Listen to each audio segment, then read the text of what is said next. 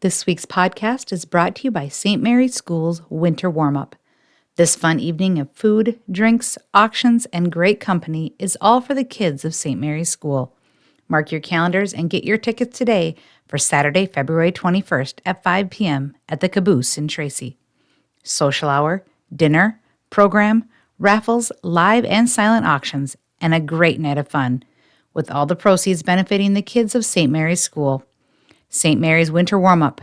Get your tickets at smswinterevent.givesmart.com. Welcome to the 26th edition of the Headlight Hot Seat, and we are joined today by Mrs. Mandy Dibble, our new principal at the high school. Thank you, Mandy, for joining us. Yes, you're welcome. Thanks for having me. Let's find out a little bit about Mandy Dibble. Sounds good. So I live over by Westbrook. I live in between Walnut Grove and Westbrook. I am married. My husband, Brandon, works for Legend Seeds, and we have 3 kids together. My oldest, Claire, is an 8th grader. Tucker is a 4th grader, and Ty is a 1st grader. And I have connections to this area. My mom is from Walnut Grove. My grandparents were well-known people in the Walnut Grove and Tracy area. And so, but I actually grew up in Northeast Iowa and came back to this area to do my student teaching. So I got my bachelor's degree at Northwestern College in Orange City, Iowa. And that last semester of college needed to choose a place to student teach and ended up coming back to Walnut Grove and living with my grandma at the time and student teaching at Westbrook Walnut Grove. And then I met my husband and ended up staying here. So my first job was teaching junior high math and science, as well as kindergarten through 4th grade Phi Ed in Milroy. Actually, I did that for 1 year. And then the high school math teaching position opened in Westbrook. And so I was there for the next 19 years. And during that time, I went back and got my master's degree at SMSU. That was in, I think, 2013. And then in 2024, I graduated from SMSU with my administrative license. And so it's been mostly teaching math along the way. But I did take on the role as a part-time elementary principal in Ivanhoe the year before I came to Tracy. And that gave me a little experience and was a confirmation for me that this is where I wanted to go and this is what I wanted to do. And I also helped out at WWG that last year before I came to Tracy as the academic counselor there too, which gives you a lot of help in scheduling and that kind of stuff. So this is kind of a home away from home for you, but it's not that far from home. What's it like? You and I joked about this a little bit when you started about, am I a Charger or am I a Panther? How has that been for you? I mean, going to these Panther games, I think during the time you've been here, we played Westbrook Walnut Grove. I believe it was in volleyball. Yeah. What's that been like? It's kind of fun, isn't it? Yeah. Yeah, I was a little bit nervous for it because people gave me such a hard time about it, but it's actually been really fun. We played each other in volleyball, but we've also played each other in girls basketball and boys basketball, and that was really fun to me to go to the game and know I basically knew every kid on the court on both teams. Right, yeah. And so not many people can say that. And I sat right in the middle and I wore a neutral color and I cheered for both teams. And I actually thought it was really enjoyable. You know, again, people gave me a little bit of grief for where I was sitting. But other than that, it's been fun to be in both communities. And I think it's easy to support 2 schools. You know, it's been easy. And I enjoy it, being a part still of Westbrook Walnut Grove as a parent, but being in Tracy as an administrator and getting to know a new faculty. So the question is, do you have more Charger gear or Panther gear in your closet? Well, it's 20 years of Charger gear versus only, a few months of Panther gear, but all my newer stuff is Panther gear. So okay, right down the middle, kind of on your allegiance. You know, we talk in politics, we talk about right and left. Yeah. Let's reach across the aisle. That's what you do here. You're reaching across the aisle by sitting in the middle of the stands during a Panther Charger basketball game. That's pretty neat. Yep. So let's go over your first year. You're 1 semester in now. How has it been going? It's been going great. It's hard to believe that 1 semester is over. So, with me starting in July, the year is an administrator's year is half over at this point, and it's gone by fast. And It's been wonderful. The students and the staff and the people in Tracy, I just can't say enough good things about them. The staff was really welcoming to me and willing to work with me on anything that I wanted to do. And I just really appreciate them a lot. And it's been fun getting to know the students along the way. So I feel like things now we're in a groove, the first couple months, obviously, of any new job is challenging. I was going to ask, how long did that groove take? The transition was a little bit more challenging than I thought. I feel like September and October surprised me a little bit in terms of I left a school where I knew all of the students and I knew most of the families. And then I started over somewhere and people are welcoming and great, but it's just an odd feeling that I hadn't had before. My whole career has basically been at WWG. And so to start over and not know the students and not know their families was tougher than I thought, but I'm enjoying it too. It's an enjoyable challenge. In this business, running the weekly newspaper, the year goes by fast because we go by week, and all of a sudden it's middle of January, and then it'll be middle of June. Is that kind of like it is for you with this semester? I know it was a whirlwind. Your head is spinning the first couple months. Has it slowed down? You mentioned it's already the semester's done. Mm-hmm. How is that going for you as far as, I can't believe we're here already? Yeah, it goes incredibly fast. Mm-hmm. I feel like the days go incredibly fast. The weeks and the months have gone very fast. I do feel like it comes in waves a little bit. Like there are certain days or maybe a whole week where I deal with a lot of student discipline, for example, and I don't get much else done other than meeting with people. And then the next week will come and it'll be pretty quiet. So it's kind of, I suppose students feed off each other a little bit, or there's things going on at school and the next week it's quieter. So It's kind of nice that it changes pace a little bit week by week. Describe quiet. What's a quiet week for Mandy Dibble at the school? Quiet is when... Nice, probably. It's nice. There's no discipline stuff to worry about. But when you can work on a list of things that you want to accomplish and you can sit down at your desk and check things off your list, or I can go around and be in classrooms and watch teachers teaching and watch students in the classroom. When it's quiet, then I can get around to those things. For me, the opposite of quiet is, kids are being sent to the office or kids are struggling with things and they want to come in and talk to me. And some days it's just back-to-back meeting with students or staff members, struggling with the same things. Sometimes it can be like that for a whole day or a couple of days. The classroom presence, is that normal for principals to do? Describe that to me when you hang out in a classroom. Is it 5 minutes? Is it 10 minutes? What are you looking for? What are you trying to observe when you go to a classroom? At this point, I just want students and teachers to be comfortable with my presence. And so that's my goal right now, is to just get a feel of, what being a student at Tracy Area High School looks like. And I want it to be that popping into the back of the classroom and just waiting for a few minutes, 5 minutes is a normal thing. And that was one of my goals when I started here.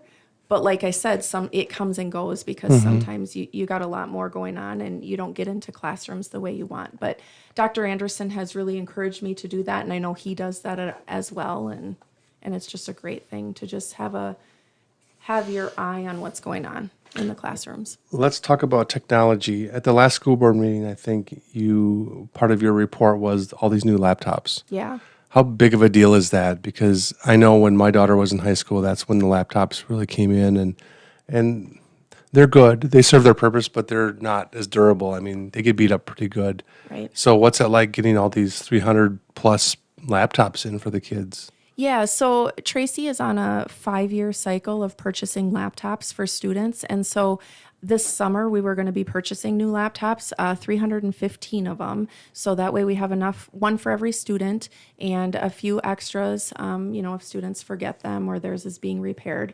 And so we started having meetings talking about what brand to buy and, what features we're looking for in those laptops. And just with the price of things, and it sounded like the price was going to be increasing if we waited until summer, we decided to, with school board permission, go ahead and purchase those.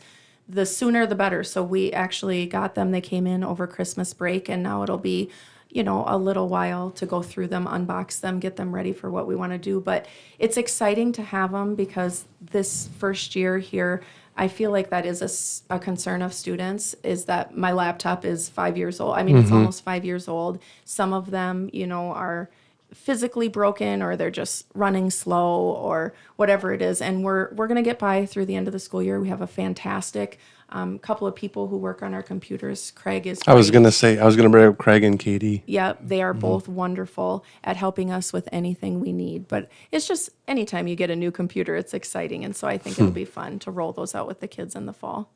Well, laptops are one part of the technology shift that we've been going through, and of course, cell phones are the other one. And the high school has had a cell phone policy in place before you got here. Yeah. Mrs. Von Dracek introduced that, and like every school did, every school knew we had to take the onus of, okay, we need a policy. Describe that policy for me and what you've done since you've gotten here to ensure that this right, this privilege, or whatever you want to call it, is not being abused by kids, because kids in cell phones today, they're with them all the time. We know it. They're always looking down. They're always in their pocket, and they have them all the time. What have you done since you arrived here to kind of enforce that policy? Sure. The policy that Tracy High School had in place when I started was that the student's cell phone, in addition to that, any personal computers, iPads, any devices like that, wireless headphones, needed to be kept in the student's locker, which should have a lock on it, from 8 o'clock until 3 o'clock, which means they can't access them during the day. They shouldn't have them out. They shouldn't be in classrooms. They shouldn't be in the backpacks. They shouldn't be in their pockets. And so I was aware of that policy when I started. And right away, I would say first month or two, I just wanted to see how it would go. I made sure students knew on the first day that this is their policy and this is what I expect and this is the policy I'll be following and enforcing. And it went all right the first couple of months, but what was happening is kids weren't keeping them in their locker. They were still usually carrying them in their sweatshirt pocket or their pants pocket, and sometimes in their backpacks. And so teachers were still having issues with cell phones in the classroom. Students, I would see them in between classes. There were some issues with cell phones in the bathrooms. And so, I should rephrase that, more kids would say, I'm going to the bathroom, and then, Right. And, they'd be in the bathroom and check their phone. So nothing serious, but a couple months in, I decided then we've got to look at this harder. And so I really enforced that part about it's got to be in your locker. And the reason I did that, there's a ton of research out there that says students carrying cell phones, even if they're not looking at them, but just having them on them, it's impacting their learning. And if we want to minimize the impact on their learning, we need to have the phones put elsewhere, not carrying them on their body. And so along with all of that research, it was important to me that they keep them in their lockers. And so we went through a little bit of a trial there when I said, hey guys, I'm going to enforce this. They need to be in your lockers. And we had quite a few cell phone violations for the first few weeks of that. I can't remember when that was exactly, sometime in the middle of fall. Middle of fall, Yeah. And it's gotten incredibly better since then. The kids know I'm serious about it. They know it's going to be enforced. The staff is doing a great job of backing me up and turning things in. Hey, the student was on their cell phone. And so the kids have been really respectful too, like as the school year has gone on. When they do get caught with their cell phone, they turn it in the office. Kim says they've been great to work with. And some of the kids are even saying, hey, I had this violation and I had to turn my phone in every day for 10 days. It's actually kind of a relief. It's breaking that addiction a little bit for them, feeling like they have to have it with them all the time. So I'm really proud of. Yeah, that's a key word though, addiction, because it is an addiction for kids. I don't care if you're 8 years old or 18 years old. Do you sometimes feel like kind of taking on a parental role? Because at home, no cell phones at the dinner table, and the parent and the kids roll their eyes, and you kind of have to do that too in the school, right? How's that working? You're a mom of 3, and you probably have your own thoughts about cell phones in your house. Yeah. But now it's carrying over to the school. Right. I feel like educating kids. My role as a principal is to enforce things and make sure they, here are the rules. We're going to play by the rules. But it's so important that when a kid does get a cell phone violation, that I talk to them about why it's important. You don't to just not take it have your from cell them. phone. I mean, sometimes, if they're messing around, they know.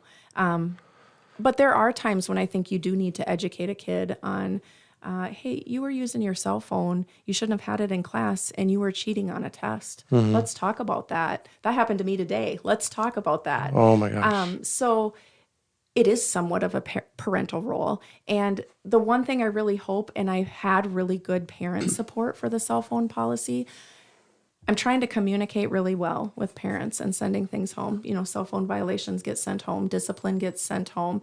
And I'm just hoping that what we're doing at school is being reinforced at home. And you can talk about it more with your own kids at home. We talk about it at school. Hopefully, parents are talking about it with kids at home. And I think it's that partnership that makes it successful. And so far, the parents of our Tracy students have been great about the cell phone policy. Yeah, I don't know. I always think when I was in high school, this was in the late 80s, 1990, I graduated. Obviously, didn't have cell phones. I don't know how I would have dealt with it. This is a challenge for kids. We talk about all these challenges with, it used to be drugs and then it was bullying and now it's technology. I don't think a lot of people appreciate the fact that it's tough for kids these days because it's nice to have the technology. I'm sure they like it. Hopefully they appreciate it. But to be able to step away from it and learn as traditional as we can get in 2026, do kids are they having a hard time with it at all? You said they cooperate pretty well, but do you have a sense that, boy, this is tough on this kid because this is what they do with the cell phones? I do think it's tough. I think it's amazing when you look at the resources that are out there for kids. For example, if I am learning a lesson in a math class, I can go type that lesson into YouTube and I can watch 50 different teachers teach it slightly differently, but the same, essentially the same way. And there's all of this help out there. You can look at that math problem, take a picture of it, and there are apps that will solve it for you and they will show you step by step how to solve it. And then they'll give the directions in words, like this is why we did this step. This is how you do the next step. And so to have the resources out there are amazing, but it's also a struggle for kids because It's a fine line, isn't it? Right, because you want the help and you want to learn how to do it without that assistance. But then it's such a temptation. ChatGPT will write an entire paper for you. And so, if I'm a 14-year-old, why am I going to write the paper myself when I can put it into a computer and it sounds great and I just have to paraphrase what I want it to say. So I think it's such a cool tool, and teaching kids how to use it the right way is the challenge. And That's it a will key. be the challenge going on. And that's one more challenge for teachers. I mean, my gosh, like they need another one. Now they have to watch out for, if they're reading a paper, this doesn't sound like Tammy's writing or whatever, Billy's writing. How do they have a radar for GPT or? I don't know. I think they do. The English teachers in Tracy are pretty good. The English teachers, I can see that. Yeah, Yes. they can tell.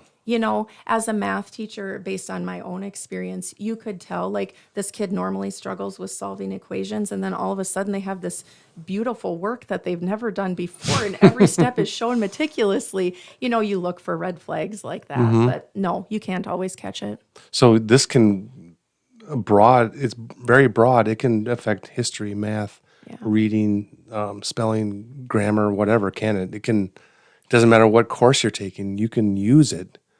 Maybe not for the best reasons. There's one thing to research something online, but there's a whole nother thing to have someone else do it for you. And that's not learning, Right. So your goals, we talked about some of your goals, and one of them was, you really put a focus on the students. I'd like to talk about the new program you set up, Panther Pride, it's called. Tell me a little bit about that. That sounds really neat. Yeah. So I started, the month of November was my first one, and I'm recognizing students in our 7th through 12th grade building who are doing a good job at being a student. They're showing up and they're doing what we ask of them. So it's not based on grades. And so the Panther Pride students that we recognize each month are students who've been in school at least 95% of the month. So on a typical month, that means you can miss one day. So they haven't missed more than one day of school. They haven't been tardy for any classes. They haven't skipped any classes. They've had no discipline sent in on them. They've had no cell phone violations. Okay. And then, of course, we want them to be passing their classes and on track to graduate. And so it's been enjoyable. Like I said, November was the first month that Kim and I sat down and calculated this all out, and there were 43 students in November who met that criteria, and Midwest Bank was gracious enough to sponsor some treats for the students that month, and they gave each student a $5 gift card to Casey's to go get something. Cool. And we took a picture and put it out there, and just again today I posted for the month of December. In December, I suppose it was a little bit of a shorter month, but we had 86 kids who met that criteria. And in December, because it was shorter, they could only miss a half day of school or less and have no unexcused classes, that they missed or anything. And so Tracy Food Pride sponsored, and they gave each student a can of pop and a Snickers bar. And we took a picture. It was hard to get 86 students in the picture, but I'm really proud of them. And I want to make sure that we recognize the kids who are doing the right things and making the right choices, because I feel like, especially in my role as a principal, you get to know the kids who are in your office a lot, and they get a lot of your time. And I want to make sure that I'm recognizing the students who are not in my office and getting to know them, And, athletes get a lot of press, literally, from me, from the Headlight. And the smartest kids get it too with XL and AAA and stuff. But this is about kids, like you said, making the right decisions to come to school. Right. Or maybe they don't feel that great or feel that motivated, but they still come. Well, how are the kids responding to this? So far, they were still surprised. When we met yesterday, they said, "Why did you call us all down to the cafeteria? What's going on? Am I in trouble?" And it's right. Am I in trouble? It's fun to give them good news, and it's fun to say congratulations and to focus on those things that they can control. There's a lot in a teenager's life that they don't have control over, but your attitude and showing up and doing the right thing, they have control over that. So, and I think, for me, if I'm a kid, if I'm a student, the reward portion is really cool, just to be recognized. Because like I said, a lot of kids get recognized, but there's a lot who don't. I don't put in the paper, she didn't miss a day of school in November or December or January. I don't put that. But now, and we've talked about this a little bit, we're going to get this in the paper and give these students a little bit of spotlight. Because a lot of these, I'm assuming, are not your top athletes. Right. You're not maybe they're not in choir or band. Maybe they're not a AAA recipient. So I think it's important to recognize all the kids and for their achievements, not just their achievements, but their work ethic and their want to go to school every day, because some days it's like adults and work. I just don't feel like going to work. Right. So that's really neat. And look in the paper in the coming weeks for something on that, because we really have to honor these kids who are making a big effort. All right, the last portion, we're going to go best, and now in the past we've done best and worst, but I've learned, and I thought about this for a couple weeks, having someone tell me what the worst part of their job isn't always that easy to do. So we're going to go best and most challenging with Mandy today. Mandy, what is the best part of your job? I talked about this a little bit earlier, but getting to know 300 new students, and each one is unique and they all have cool things to share and things that make them special. It's been so fun. And I wanted to say that by Christmas time, I would know all of their names.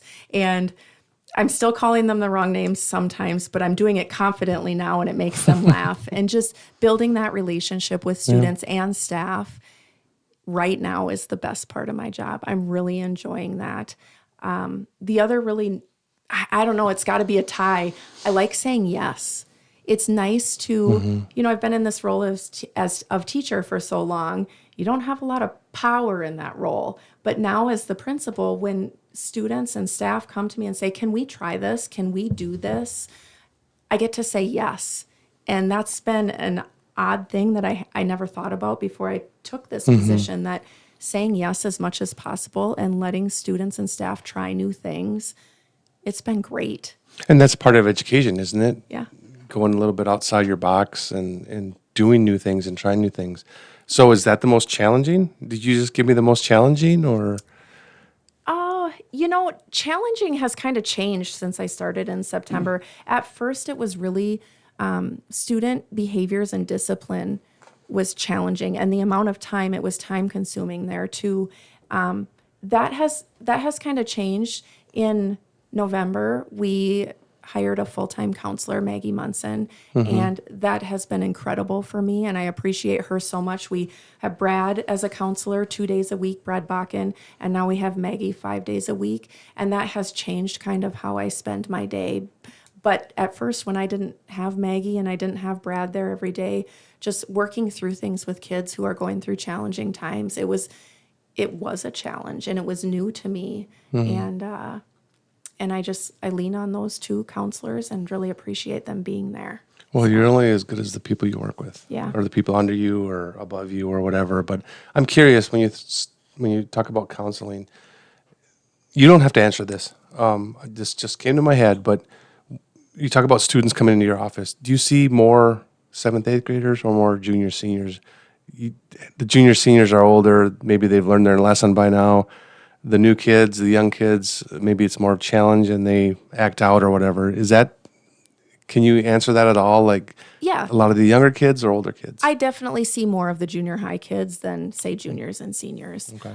The 7th and 8th graders, I'm new to them, but they're new to the building, so we're new together, and that's been kind of neat. They're more willing to come talk to me when they're struggling with friends or something happens at school. They'll come tell me about it.